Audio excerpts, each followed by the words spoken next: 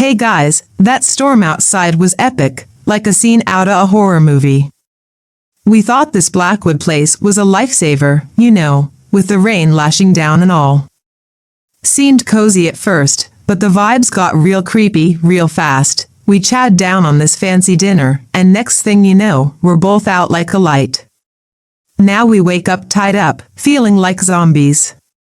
This family's got some seriously messed up stuff going on, and we're pretty sure we're the main course. Gotta get out of here, but how? The suffocating silence after the drugged dinner pressed down on me like a shroud. My girlfriend, Sarah, lay sprawled lifelessly on the worn velvet sofa across from me. Panic gnawed at the edges of my consciousness, a dull roar beneath the cottony haze filling my head. The Blackwood house, initially a beacon of hospitality during the storm, had morphed into a suffocating prison. This isolated mansion, miles from any neighbor, had seemed like a stroke of luck at first. Old Mr. Blackwood, with his unsettlingly jovial demeanor, had offered us shelter with a toothy grin, his rheumy eyes lingering a beat too long on Sarah. His frail mother, shrouded in a perpetual shawl, barely spoke, her bony fingers clutching a rosary with a fervor that sent shivers down my spine. And then there was Clara, the young servant, her gaze a curious blend of fear and defiance. The meal had been an ordeal. Each bite of the rich stew felt heavy in my gut, Mr. Blackwood's jokes growing cruder with each passing moment. Now, adrift in a sea of wooziness, I could hear the faint murmur of voices from the adjoining room. A shiver crawled up my spine. What were they planning? A guttural growl from the doorway made my head snap up. Mr. Blackwood stood there, bathed in the sickly yellow glow of the hallway lamp. Gone was the grandfatherly facade. His eyes gleamed with a predatory hunger, his lips stretched into a grotesque parody of a smile. Well, he rasped, his voice rough with barely concealed excitement.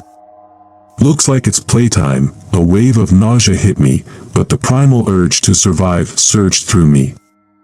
I lunged for the ornate coffee table next to the sofa, the only weapon within reach. With a strength fueled by terror, I flipped it towards Mr. Blackwood, sending china and silver clattering across the room. He let out a surprised yelp, momentarily distracted. It was my chance. I scrambled towards Sarah, dragging her limp form towards the massive bay window at the back of the room. The glass offered a terrifying glimpse of the storm raging outside, but it was our only hope. Just as my fingers brushed the cold metal latch, the door creaked open again. This time, it was Clara, her face pale but resolute.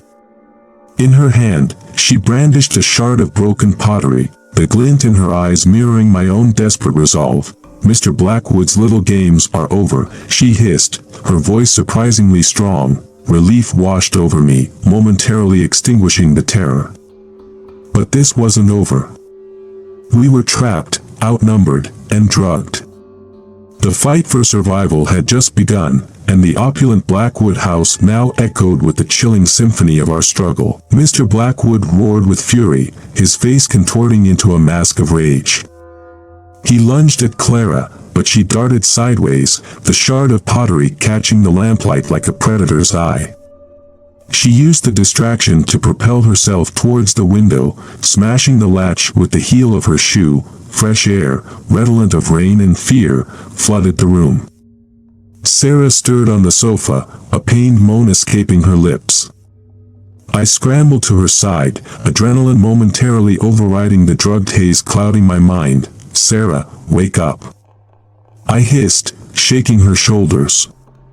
We need to get out of here. Her eyes fluttered open, unfocused at first, then widening with horror as the situation snapped into focus. With a surge of primal instinct, she scrambled to her feet, swaying slightly. There's another way out, Clara gasped, pointing towards a hidden door disguised as a bookshelf in the corner. My room.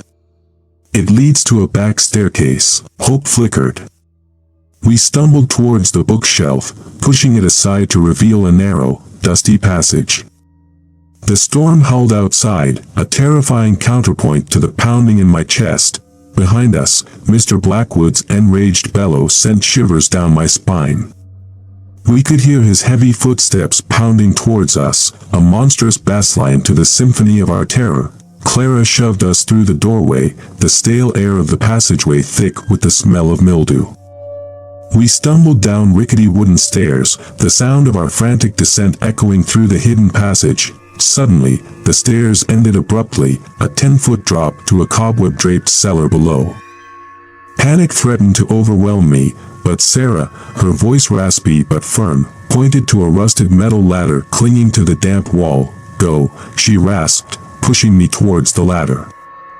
"I'll hold him off." My stomach clenched. How could she possibly hold off a madman?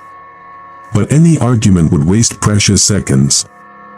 With a silent plea to whatever higher power might be listening, I scrambled down the ladder, the rungs biting into my palms.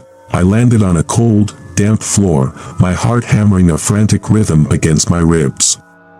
The cellar reeked of something foul, a metallic tang that turned my stomach. In the distance, I could hear muffled shouts and the sickening thud of something heavy hitting flesh. My blood ran cold. Sarah. I had to get to her. But the way forward was shrouded in darkness. A faint slither of light near the far wall sent a spark of hope. It was a narrow tunnel, barely wide enough for a man to squeeze through. Mr. Blackwood lay sprawled on the floor, his eyes wide with disbelief, a crimson stain blooming across his chest. Clara stood over him, the shard of pottery still clutched in her hand, her face a mask of terror and newfound resolve. Sarah. Where was Sarah? Panic choked me. I spun around, searching the room, my breath rasping in my chest. Then, in a shadowy corner, I saw her. Bound and gagged, fear etched on her pale face. Relief washed over me so intense it almost knocked me to my knees. I rushed to Sarah, tearing at the ropes that bound her. She coughed and sputtered once free, her eyes searching mine with a mix of terror and gratitude. Clara watched us, a haunted look in her eyes. "The back door is this way," she said, her voice barely a whisper. Mr. Blackwood lay sprawled on the floor, his eyes wide with disbelief, a crimson stain blooming across his chest. Clara stood over him, the shard of pottery still clutched in her hand, her face a mask of terror and newfound resolve. Sarah. Where was Sarah? Panic choked me. I spun around, searching the room, my breath rasping in my chest. Then, in a shadowy corner, I saw her. Bound and gagged, fear etched on her pale face. Relief washed over me so intense it almost knocked me to my knees. I rushed to Sarah, tearing at the ropes that bound her. She coughed and sputtered once free, her eyes searching mine with a mix of terror and gratitude. Clara watched us, a haunted look in her eyes.